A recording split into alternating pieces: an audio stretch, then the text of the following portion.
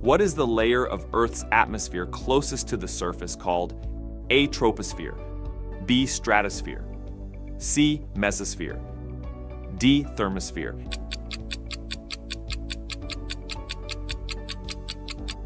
It's A. Troposphere. It is the lowest layer of Earth's atmosphere, extending up to 10 kilometers.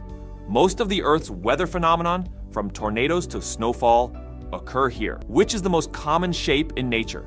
A. Circle, B. Triangle, C. Hexagon, D. Square.